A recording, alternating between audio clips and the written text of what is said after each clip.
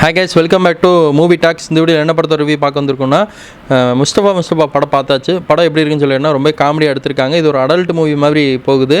ஃபேமிலியோட பார்க்கலாமான்னு சொல்லி கேட்டிங்கன்னா ஃபேமிலியோட பார்க்கலாம்னா கொஞ்சம் ஒரு சீல்ஸ் மட்டும் கொஞ்சம் அவாய்ட் பண்ணியிருக்கலாம் இந்த சீனில். ஆனால் இந்த படத்தோட கதை என்னென்னு பார்த்துட்டு வந்துடுவாங்க. இந்த படத்தை யார் டேர் பண்ணியிருக்காங்க? நம்ம பிரவீன் சரவணன் வந்து அந்த படத்தை டேர் பண்ணிக்கான்னு சொன்னாங்க. இந்த படத்தில் சதீஷ் அவங்க ஹீரோவாக நடிச்சிருக்காங்க. ஹீரோயினாக வந்து பார்த்திங்கன்னா மெயின் ரோலாக நம்ம ஐஸ்வர்யா அவங்க நடிச்சிருக்காங்க. அதேமாதிரி மோனிகா அவங்க இருக்காங்க, மனிஷா இருக்காங்க. இந்த மாதிரி படத்தில் ஏற்பட்டவர் இருக்காங்க.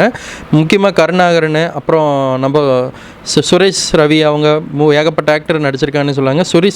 சுரேஷ் சரவணன் தான் வந்து பார்த்திங்கன்னா இந்த படத்தில் மெயினான ரோலாக பண்ணியிருக்காங்க. அவங்கள வச்சுட்டு படமே மூவ் ஆகுது. சதீஷ் அவங்க ஒரு தப்பு பண்ணிடுறாங்க. அதான் இப்போ படத்தோட ஸ்டார்டிங் சீனில் நம்ம ஐஸ்வர்யாவும் சதீஷும் ஒரு தப்பான வீடியோவில் வந்து லீக் ஆகிடுது, சோசியல் மீடியாவில் பரவுது.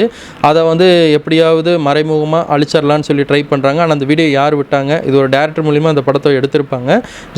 ஆக்சுவலி பார்த்தா அந்த படம் ஒரு தப்பான படமே கிடையாது. ஆனால் தப்பான படத்து மாதிரி ஃபுல்லாக படம் முழுக்க ப்ரொஜெக்ட் பண்ணியிருப்பாங்க. ஆனால் ஒரு கட்டத்துக்கு மேலே சதீஷ் அவங்களுக்கு கல்யாணம் ஆகிற டயத்தில் இந்த வீடியோ வந்து லீக் ஆகிடுது. அதை எப்படியோ அழிக்கிறதுக்கு ட்ரை பண்ணுவாங்க. கடைசியாக அழிச்சாங்களா, அழிக்கலையா, அவங்கள கல்யாணம் பண்ணாங்களா, பண்ணலையா, கிளைமேக்ஸில் என்ன மாதிரி ட்விஸ்ட் வச்சாங்க, அதுதான் இந்த படத்தோட மீதி கதைன்னு சொல்லாங்க. முஸ்தபா படம் ரொம்ப சூப்பராக இருந்துச்சு. இது ஒரு அடல்ட் மூவி தான், அதையும் நான் சொல்லிடுறேன். ஆனால் காமெடியாக போகும். இதில் விஜய் பாரு அவங்க நடிச்சிருக்காங்க. விஜய் பாரு அவங்க பிக் பாஸ்க்கு அப்புறம் ஃபஸ்ட் படம் நடிச்சிருப்பாங்கன்னு நினைக்கிறேன். 2-3 படத்தில் வந்திருந்தாலும் ஆனால் இந்த படத்தில் அவங்களுக்கு வந்து காலேஜ் ஸ்கோப் கொடுத்துருக்காங்க.